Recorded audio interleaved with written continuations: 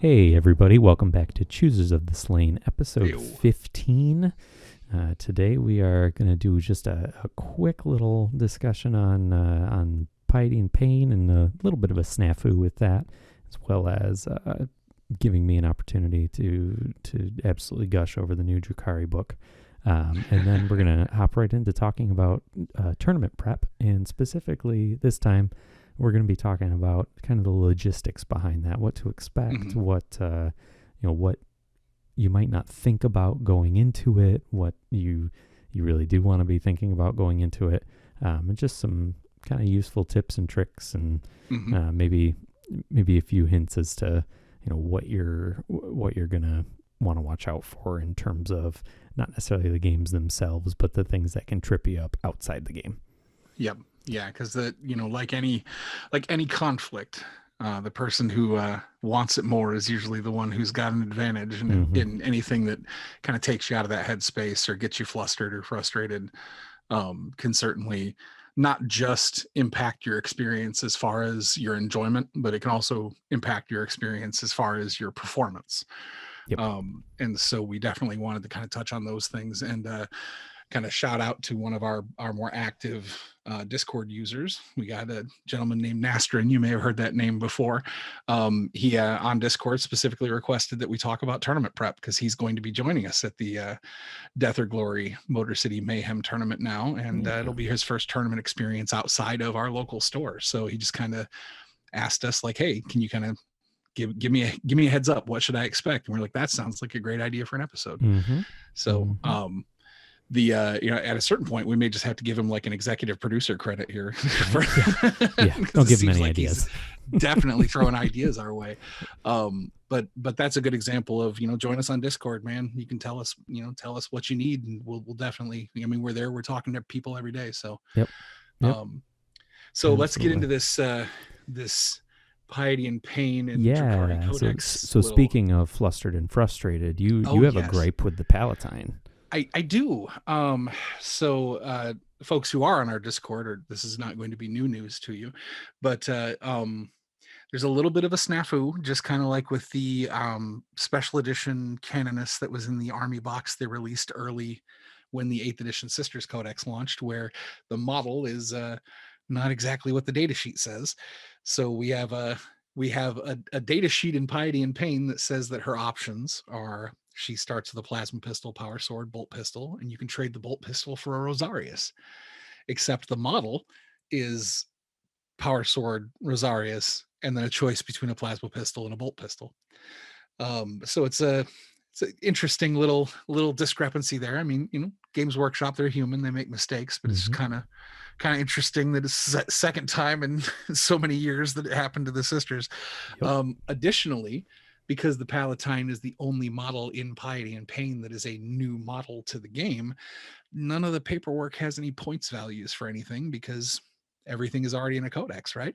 So also the Palatine does not have any points. It's headquarter choice, but I have no idea what they're going to charge for it. Actually, that's not true. I'm pretty sure it's going to be 40 or 45 points, but that's just me. But what's its power level? Apparently nothing, because that's not listed either. Awesome. It literally just has the headquarters icon. That's it. It's a headquarter. Well, good. I'm glad we have that sorted out. Yes, we established that the lieutenant is in charge of things. Yes. If it makes you feel any better, when Wrath and Rapture came out, however many years ago that was, none of the new stuff in that book had points. Okay. So at least this is precedent. Yeah, they released an FAQ. I can't remember if it was day one or within the first week, where they were like, hey, by the way, if you want to use Fiends in match play, here's how much they cost now. Yeah, that's what I'm hoping for. I'm very happy with the Palatine's stat line. I mean, it's basically a Canonist with one less wound, one less attack, some restricted gear, and its aura is wound rolls instead of hit rolls, but it's very similar to a Canonist. It's going to be a great model in game. And I would like to put one in my tournament army, and that's really where I'm feeling the crunch. Is I'm hoping GW does like a day one, or at least maybe like a day 5 errata for it, and provides us with those points, because if they don't release her points by April, I will not be able to take her to the tournament. Yeah, that would be sad. So there's my little frustration with Yes. that. That's the pain part of Piety and Pain for me.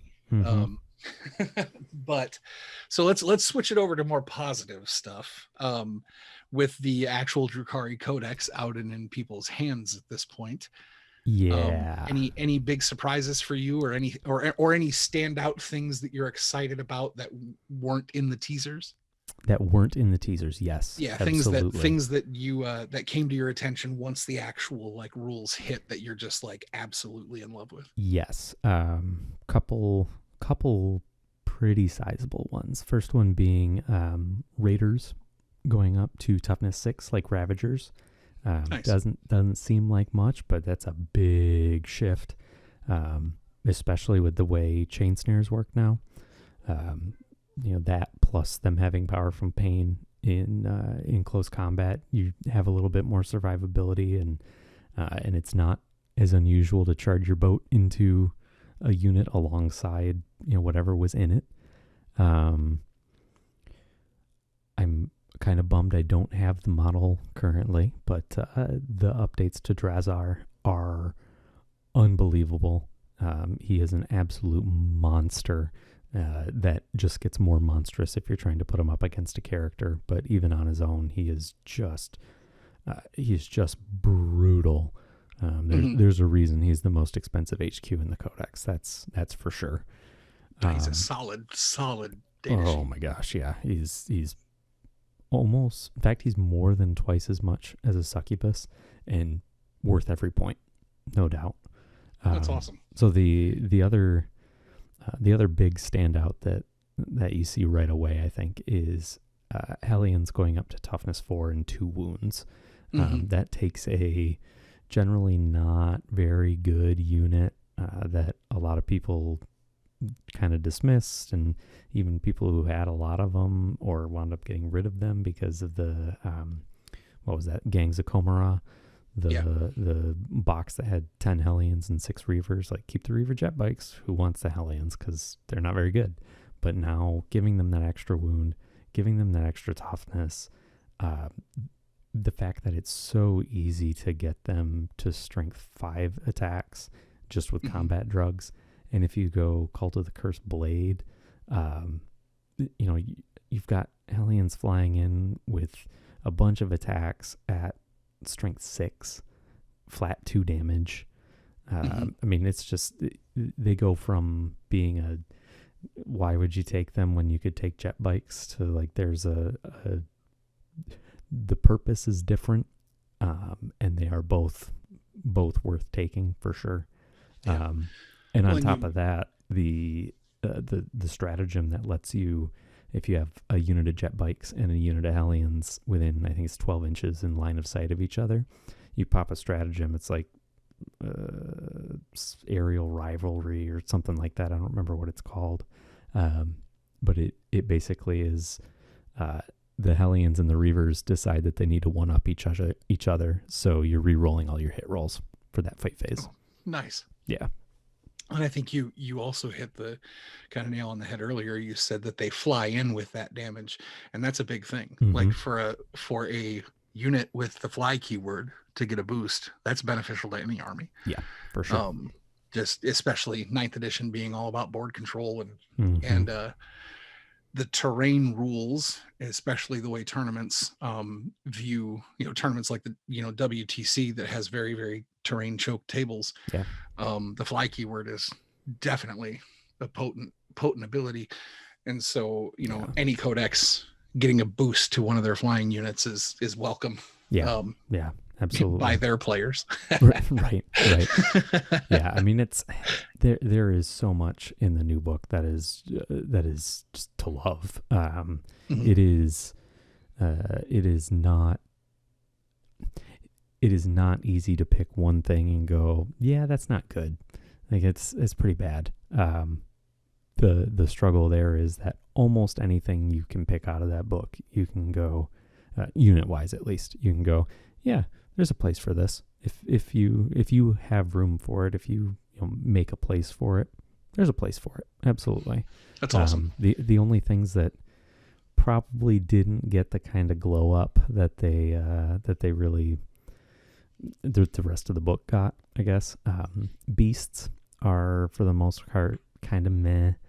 I mean, they're not any worse than they were before, but they're not Okay. any better. And in Fair a enough. book where literally everything else got better for the same number of points, they kind of lose out. Same with Court of the Archon. It's just, it's not that it's worse, and in some ways it's a little bit better in that it's one unit, but it doesn't gel very well as a unit. And so you just wind up with some weird rules, like some models from it have power from pain and other ones don't, and some models from it have blade arts, or artist of blades, or whatever the new rule is called, and other ones don't, and you just have a bunch of weird little one-off rules that are based on the model. Are there a few things that maybe didn't turn out the best? Absolutely, but I would say 95% of the book is a home run. And, That's awesome. And that's saying something for a codex.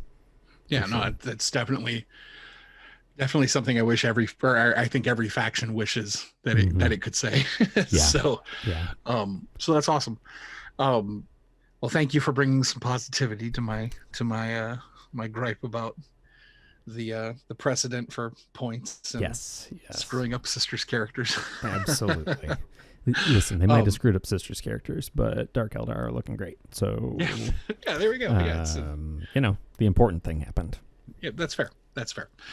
I mean, we're just going to use Repentia anyway, right? So, exactly. Yep.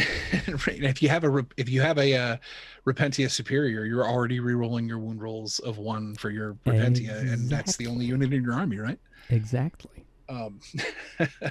Not that I am rolling my eyes at my fellow sisters players, but I'm just as guilty. I love Repentia. You don't run Repentia, right? No, not at all. No, I totally. I'm above that. Yeah. I don't run. Yeah, no, I totally have 27 Repentia. I haven't had to kill 27 of them multiple times.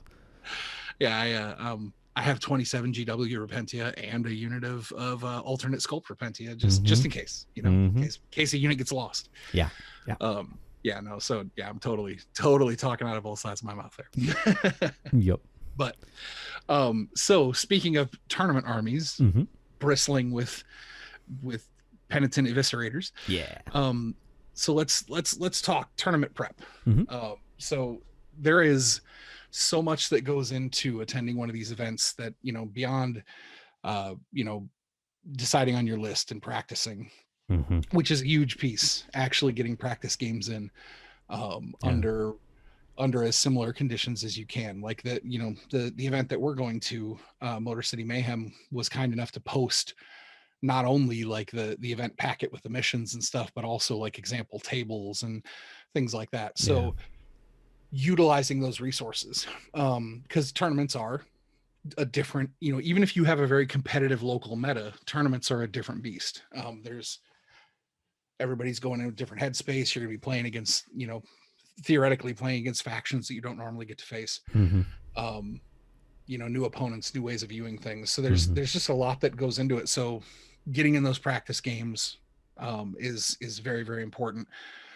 But the actual physical trip to the tournament, I mean, there are things there that it's easy to forget something that can kind of set you up for a rough time.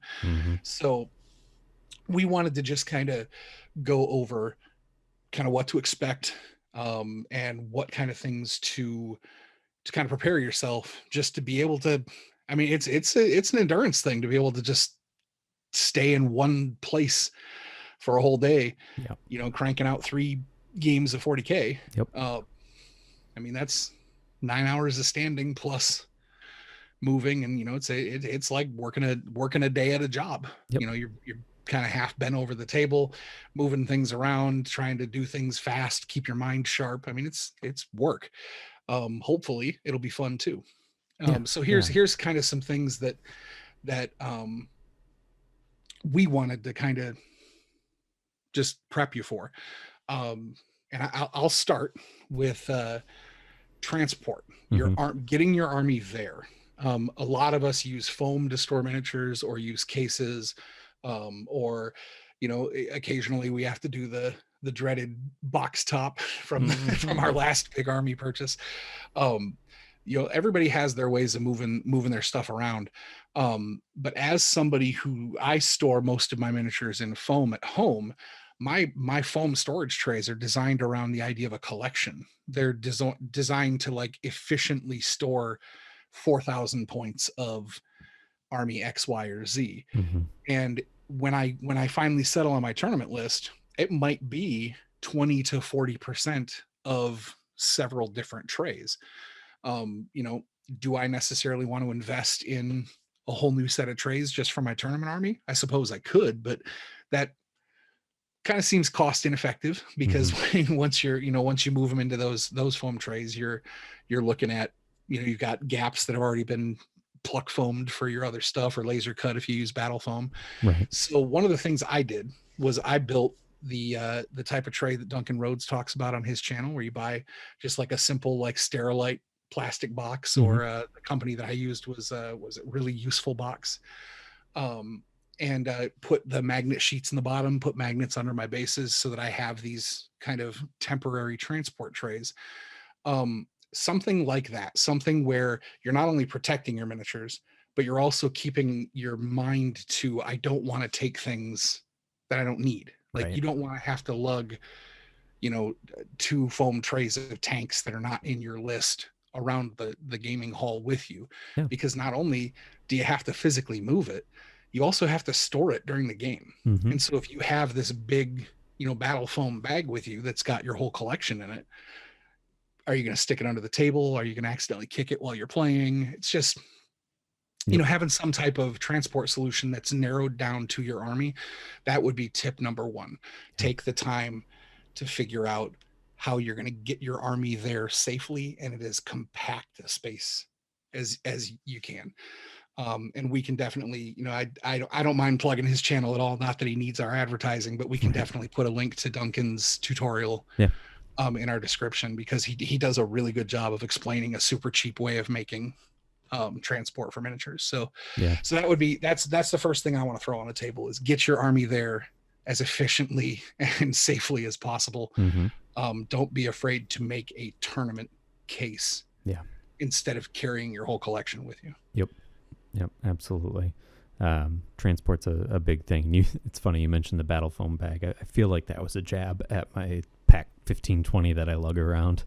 It was not intended. I was more my method of, I have these giant like Rubbermaid plastic totes that you'd put like laundry or camping supplies in, and because I got sick of having to switch out the trays in I used to use Portable Warfare Sergeant bags, which I still like. I still am 100% behind that being a great product. But I kept having to switch out which trays I was bringing. So I just ended up saying like, you know what? I put all my foam trays in like big totes. So I was more just commenting on my own unnecessary. It looks like I'm going for a camping trip every time I take an army to the shop. Well, but you make an interesting point there in that I love my battle foam bag. It's great. The problem is I don't particularly want my all my storage solutions to have dozens of trays of foam, and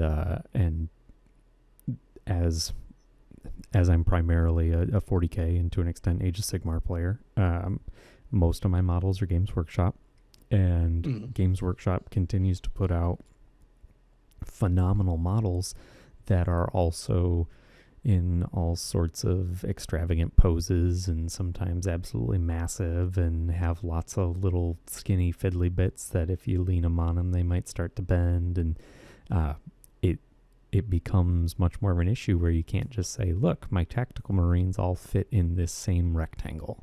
Now you need to account for the 7 whips that are flying out 3 inches from the top of Celeste, or any of that sort of thing. And with that, I kind of went, okay, well, foam's not a great way to transport them at this point. So I'll still use my battle foam bag. Most of my Chaos army fits in it, no problem. At least the Chaos Marines do. But I'm working on putting together a magnet solution that will fit in that bag. kind of like a racking system. They have one called, I think it's Magna Rack, but I would rather spend more money on models than on the rack, and I have the materials and the tools to build one to fit, so I figured I'd just go that way, and so that's what I'll be bringing, assuming I can get it together in time. That's fair. But, plus you get the satisfaction of knowing you made it. Yeah, exactly. Which is worth something. Yeah, it's like my gaming table, it's like, sure, I could have bought a couple of folding tables and put them together, but like, I made it. It's not just 2x4 slapped to plywood. Like, I actually put time into it. So it's that's awesome. Different aspect of the hobby, but still a fun one. Oh yeah, for sure. And I think to kind of to I guess double down on the foam issue. Like I love Pluck foam. I've been using it's the brand I've been using for a while is Blue Foam. BLU foam. And it's a great product and I love using it. I think it's better for storage than transport. Yeah. Like it works for transport and I'll happily recommend it for transport over the ye old box top method sliding around in the passenger seat of your car. But I just, 20 or so years in the hobby, like foam is better for storage. Like I'm putting this in the basement or on a shelf and I want it to stay safe in case somebody accidentally kicks the box. Right. But if I'm actively taking miniatures in and out of it, the foam can rub paint off. If you're playing an army, heaven forbid you play an army that's not all rounded surfaces like Space Marines. If you're playing a spiky army or chains or things like that, my AdMech army is constantly losing antennas. Because as a model bounces around in there, the antenna stabs into the foam and I don't notice it. I pull the guy out and watch the antenna spring across the room. There it goes. Yep. Absolutely. So yeah, I mean, I'm 100% behind foam. I still carry it in the store, still recommend it to people. I just think that it's great for storing miniatures. Yeah. And I think that switching to a like one of those magnetic tray solutions or something like that is better for transporting play miniatures or miniatures that are about on the bench, so to speak, about to go into the game. So that would be there is our first tip to you is to find a good way to move your stuff. Now once you got your army packed up, you got everything nice and put together, getting to the venue, obviously aside from your normal travel logistics of directions and travel time and things like that, accounting for getting there early, especially now in the world of COVID, where you're going to be temperature screened or people are going to want to make sure that you have all your stuff with you before you go in. They may have to do contact tracing. You definitely don't want to be walking up to the venue 2 minutes before you're supposed to be at a table and then find out you got to wait in line for 12 minutes. That's not good for anybody. But from a selfish or egocentric standpoint, it's not great for you because you're going to go into that game feeling rushed, feeling behind. So just making sure you're there nice and early. And if you've never been to a tournament before, it can be kind of overwhelming to be like, okay, where do I have to be when exactly does the round start? Who do I talk to? Which people are who are the refs? Who are just people wandering around? And so to kind of get your bearings, getting there early to make sure you can get through your COVID screening, but also to get like a minute to walk around and go ask somebody, how do I turn in results? Am I using the Best Coast Pairings app or do I turn something into a person? Will somebody be coming to the table to ask what our victory points were? Like just any questions like that you have, give yourself the time to ask them, because the last thing you want to do is start deploying models on a table under that, like the sword of Damocles of that 3 hour, that 3 hour game timer. And you're like, I don't know who I tell that I won. That's not a thought you want in your head. When you're trying to figure out where you should be placing your whirlwind. Well, and kind of along those lines too, one of the things that a lot of people don't think about until it's too late to think about it because it's an immediate need is before the tournament starts, figure out where the bathrooms are. The last thing you want is to be on a break, you're 5 minutes before a game and you go, oh my gosh, I have to go to the bathroom so bad. And then you spend 5 minutes running around trying to find it and finally have to ask for directions. And then you're late for the game and, that comes out of your time and all that. It's a simple enough thing to look around. And if you don't see them, ask somebody that either works at the venue or one of the TOs or whatever. And just, where are the bathrooms? Yep. Yeah. Or vending machines, Yep. or concessions, or, if there's anything. I don't know that because of COVID requirements, I don't know that concessions will necessarily be sold at the venue, but in a normal world, knowing where you got to go to get your food. Yep. On lunch break might be key, because you might only have a limited 25 minutes or 30 minutes for lunch. And if you plan on jumping in the car, running down the road to McDonald's, that might be rough. Yep. Figure out what's close by for food. Yeah. And that's another kind of another point is you're going to be there for, at minimum, well, maybe not at minimum if games go really, really well, but an average, you're going to be playing 40K for 9 hours. And so, there's a couple breaks in there, but you may get hungry. You may get, if you're somebody, like you mentioned earlier when we were talking, if you're somebody who's concerned about blood sugar, if you're concerned about hydration, if you're somebody who, maybe yourself real well, and that if you don't have a cup of coffee by 4 o'clock, you get kind of grouchy. You certainly don't want to sour your or anybody else's experience not being prepared to handle those needs. Yeah. And so if you hey, maybe I'm going to need some protein halfway through the day, or I'm going to start getting a headache, bring some beef jerky. Make sure you got a bottle of water in your gaming bag, or on your, whatever your organizational tool is. Make sure you've got hydration, some snacks, whether it's just some peanuts or even if it's just saltine crackers, just something. Yep. So that if you, whatever it is you need, because you're going to be standing in place for hours. Yep. So just being prepared on that level. Yeah. Just kind of, knowing where the food is, knowing where the bathrooms are, keeping water on you, keeping snacks on you.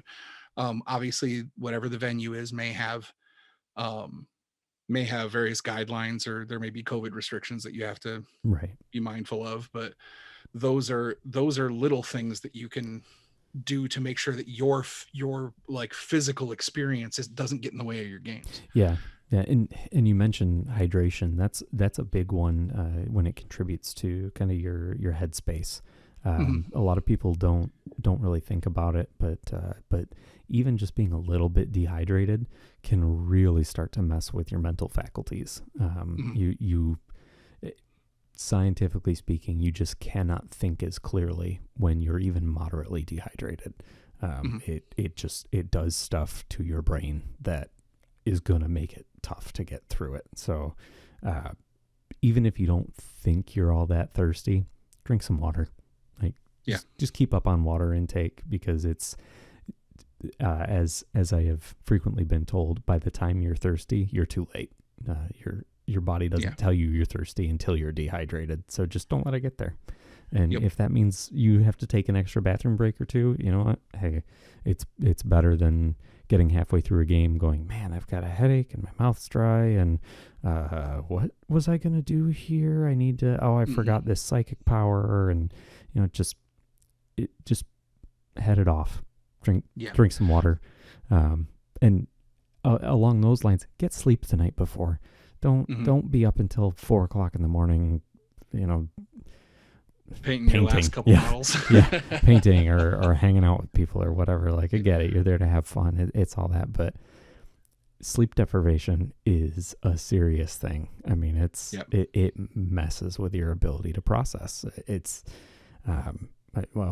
I'm trying to remember what the exact statistic is, but it's something along the lines of getting less than 4 hours of sleep in a night is the equivalent to walking around the next day consistently having had 2 beers or something like that. It's pretty stark. Yeah, it's a crazy thing that, again, you just don't think about it. You think, whatever. I didn't get much sleep last night, but I'll be fine. I'm a little tired. I'll drink some coffee. No big deal. But caffeine doesn't do the trick. It might help you be more aware and more awake and fight it off a little bit, but there's no way it's going to replace actually just getting a good night's Yep. sleep. Oh, absolutely. And the kind of along those lines, not that we're trying to like, be boring or harp on nutrition or anything, but just also being mindful. You had said, talking about staying hydrated, Mm-hmm. and then you just brought up caffeine. A lot of the sources of caffeine or of quenching our thirst in this culture are actually not hydrating. Yep. They're very, whether you're talking pop or any number of energy drinks or things like that. Mm-hmm. You might be jacking yourself up on chemicals, which might help you fight being tired, but you're also contributing to that dehydration piece, because a lot of those things are very high in sodium. Mm-hmm. A lot of very acidic. A lot of those drinks are like diuretics that are Yeah. actually going to be you know helping to suck water out of your system. Yeah. And so unless you know your body better than we do, we're just trying to give you some basic advice on how to not have your body join the opponent's team. Right.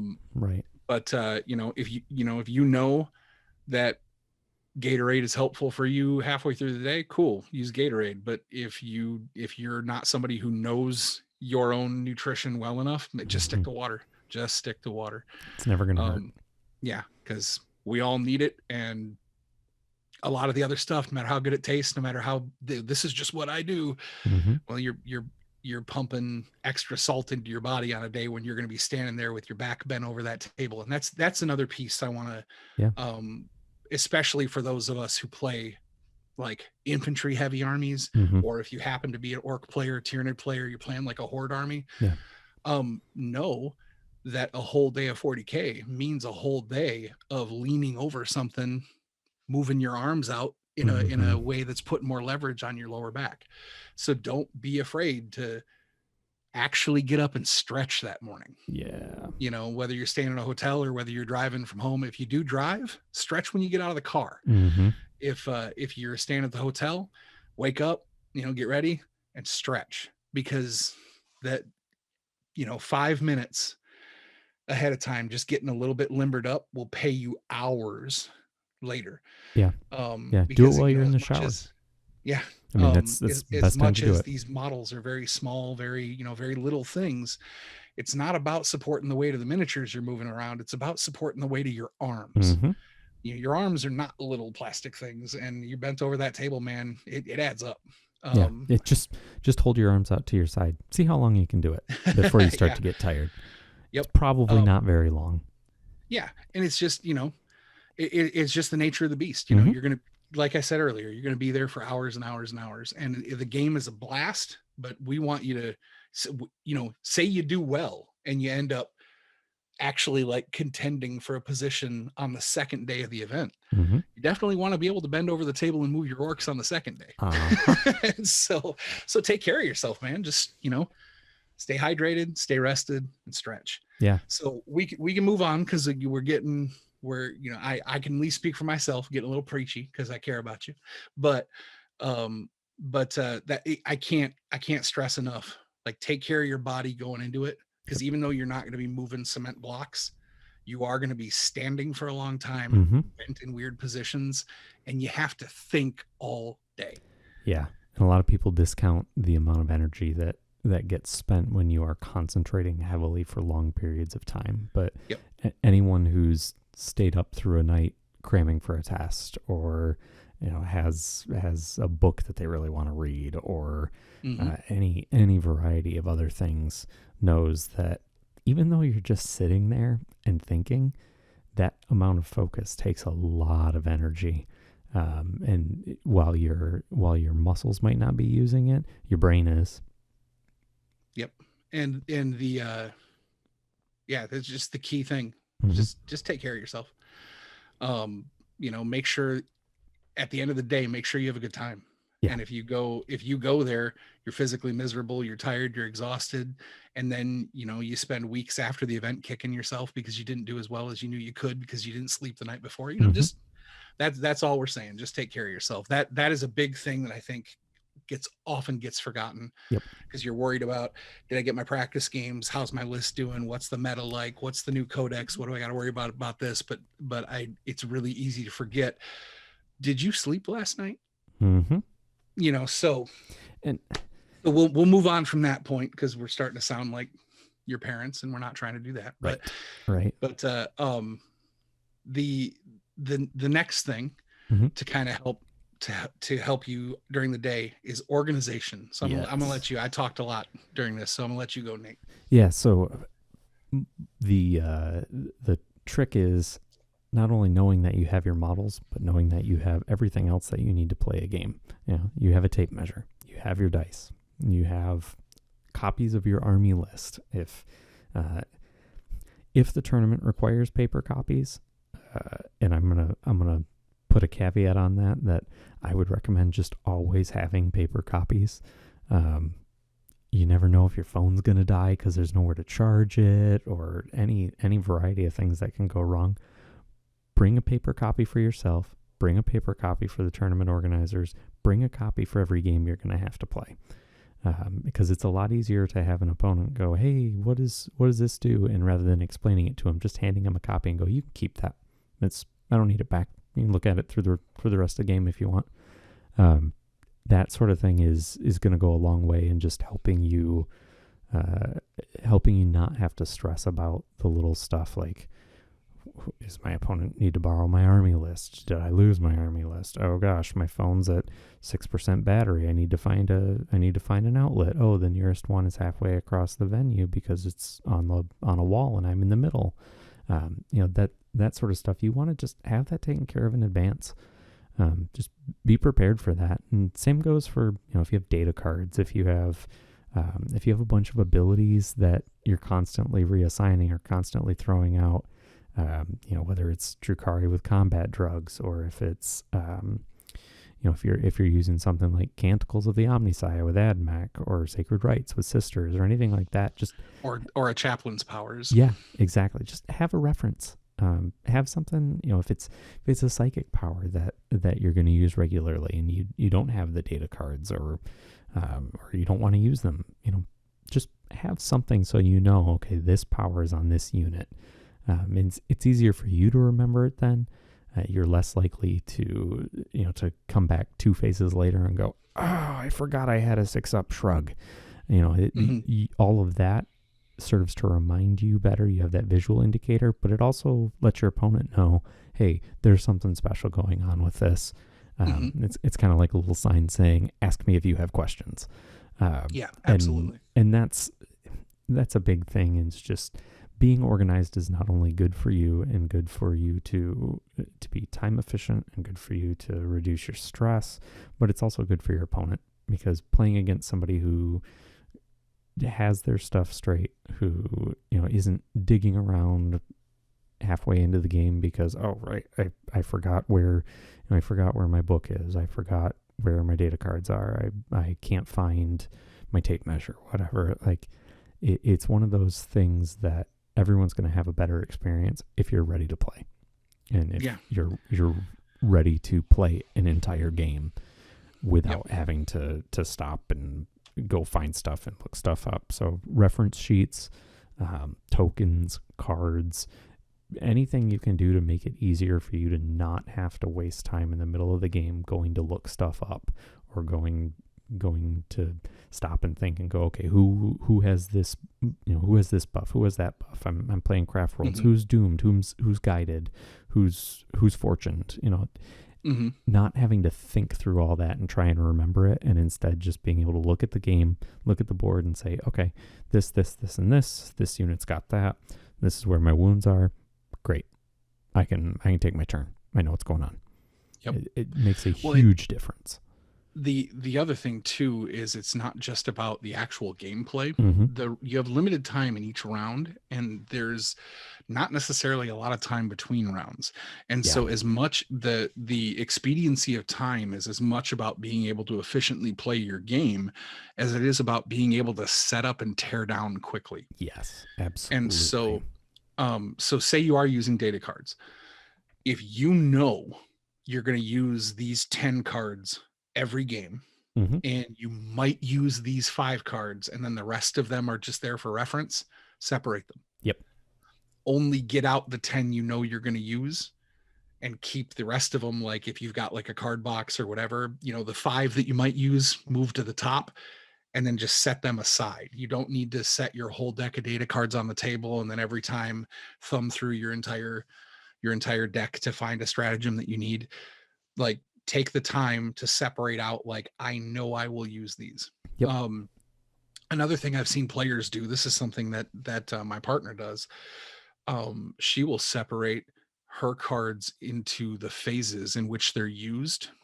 And so when it becomes the movement phase, she just picks up the stack of movement phase stratagems.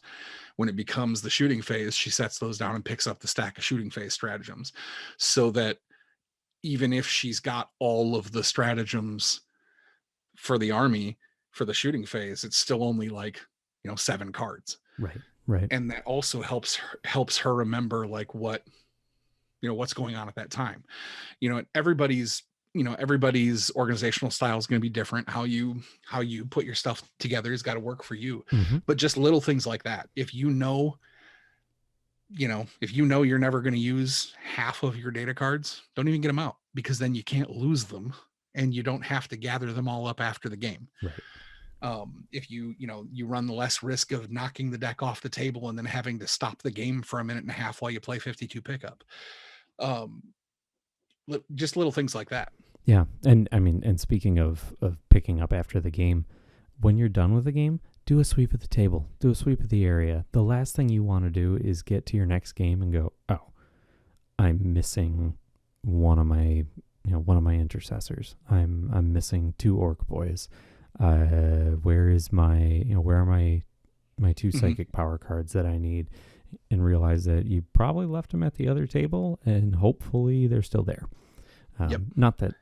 Not even insinuating that anybody would necessarily take them, but if they didn't get noticed and they got knocked off the table, or if somebody came and picked them up, into a lost and found. Exactly. Didn't know then you got to whose they track were. down who's handling that. Where are they? Who's got them? Plus, you're slowing down your own game to go find them, and you're potentially interrupting somebody else's game to look for them. So just that level of organization. And another kind of piece to that sweep after the table thing is, from a sportsmanship standpoint, if you make it a point of doing that, you might catch somebody else forgetting something. And you're both there, you both paid your money to have a good time. If you sweep the table and you catch that they left something, you just made their day better. And I mean, that's ultimately, we're all there to have a good time. And you brought up that loss of models. I'll kind of put a little addendum on the end of that point. If you have the room in your transport solution, bring a couple extra of your basic infantry, because you don't know if something's going to get dropped and broken. You don't know if you are going to lose or forget something, or heaven forbid, at the end of the game in a rush, everybody's trying to pack up their stuff to move to the next table. Your opponent might accidentally pick up one of your, intercessors. So if you've got room in your case, you're just, whatever your army's generic dude is, whether it's, Khorne bloodletters or Space Marine intercessors with bolt rifles, if you've got a couple extra painted dudes and you have the room in your case, throw 1 to 5 extra dudes in, because you never know what circumstance could arise where you don't want to go into a game down a model in a unit because something weird happened. If you've got 5 extra inches in your case, throw a couple dudes in there. That's hopefully you won't need them, but that's a better to have it and not need it than need it and not have it. Same thing with glue. Bring glue. Yes, bring glue. Someone's going to need it for your first aid kit for your army. Something breaks on your opponent's next movement phase, perform surgery. Yep. And if something of your opponent's breaks and they don't have the glue, you're going to make their day by saying, oh yeah, you can borrow my super glue. Be prepared, man. Like field surgery kit for your models. Yeah, exactly. So just little things like that. And if you have, not necessarily every player has access to this, but if you do have like a cart or a tray that you move your army around in, actually put the time in ahead of time to like organize how you're going to store stuff on it. Yes. Like for this event, I'm going to be taking like a little collapsible rolly cart that's, maybe I haven't measured it, but it's probably 1.5 by 2 foot rolly cart, maybe smaller than that, but as far as a footprint.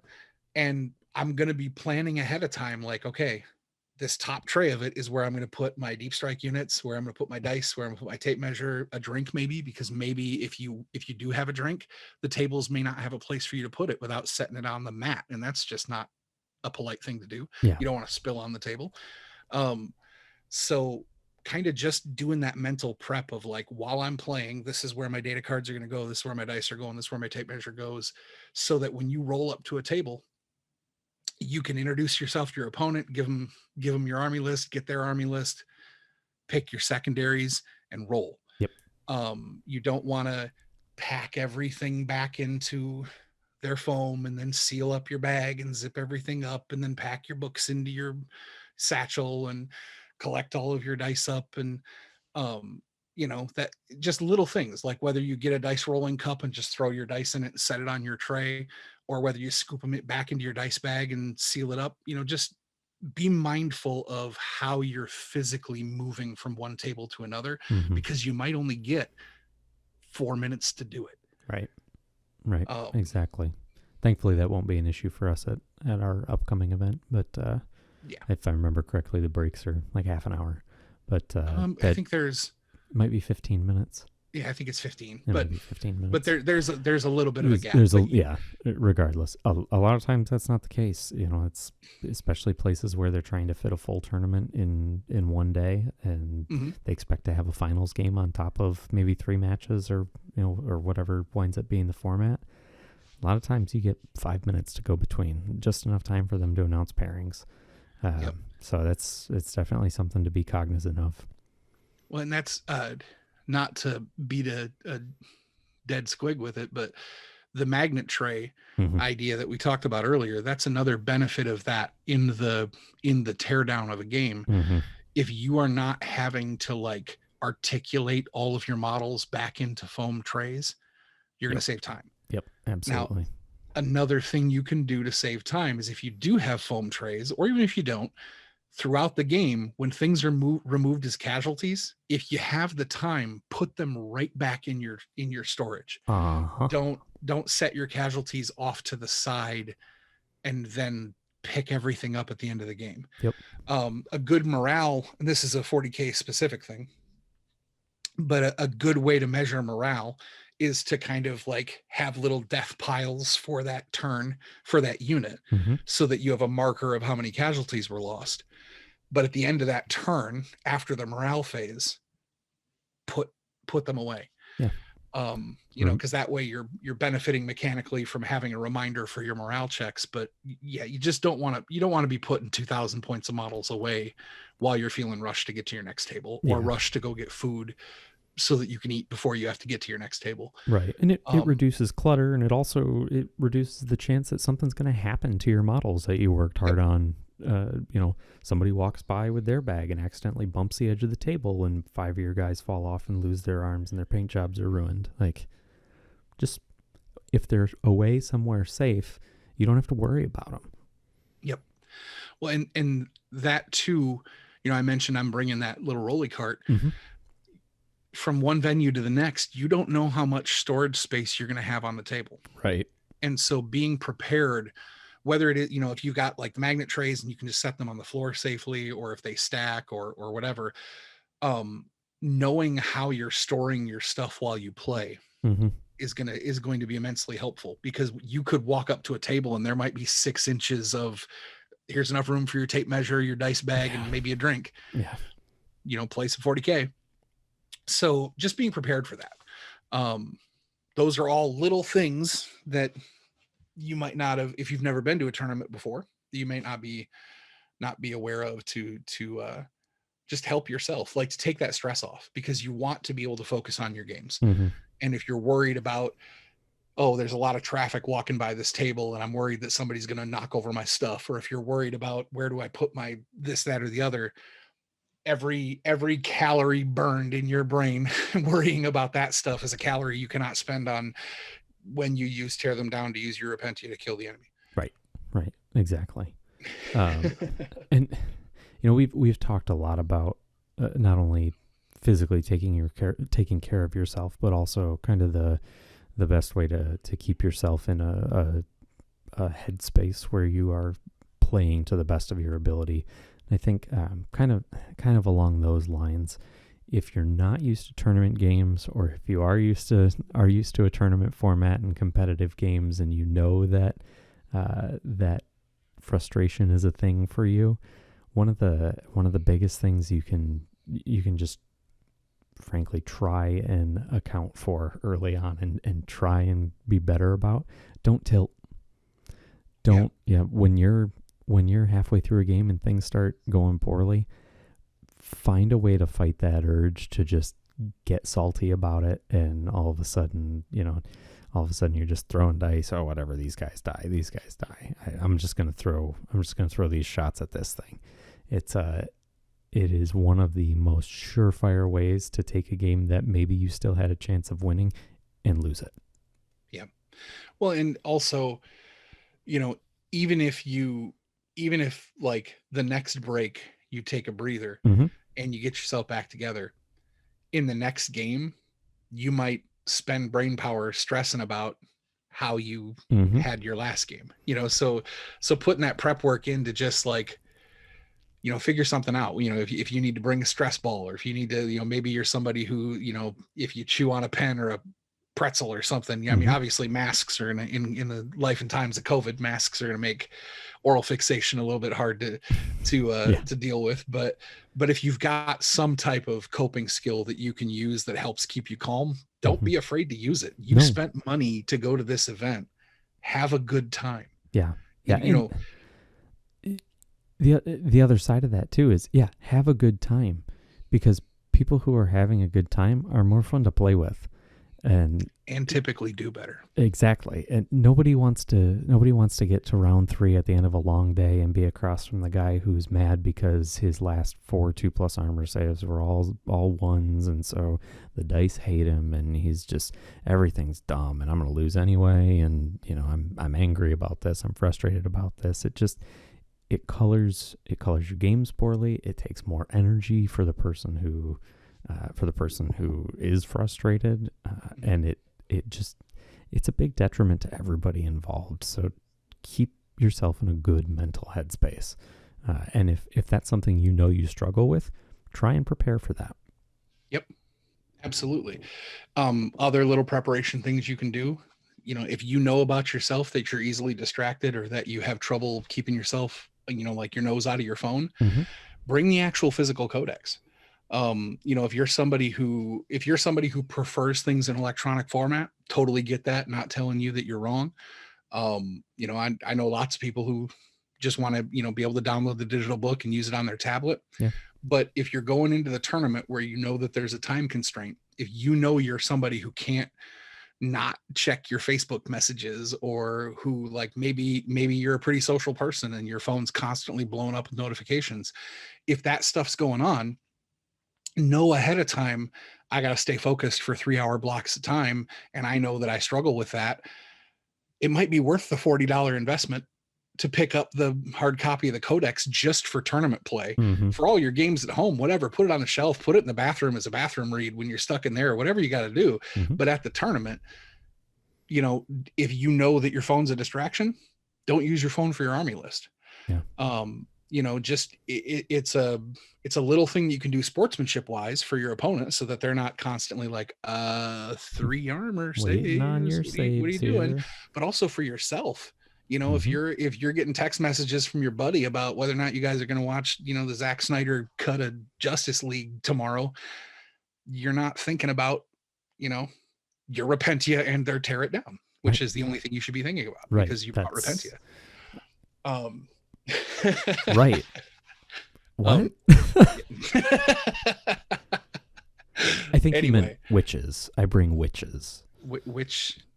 That's a very weird way of saying Sisters Repentia. I don't understand what you're saying there. It's fine. Don't worry about it. Is it Elven for Sisters Repentia? It's something like that. Oh, okay.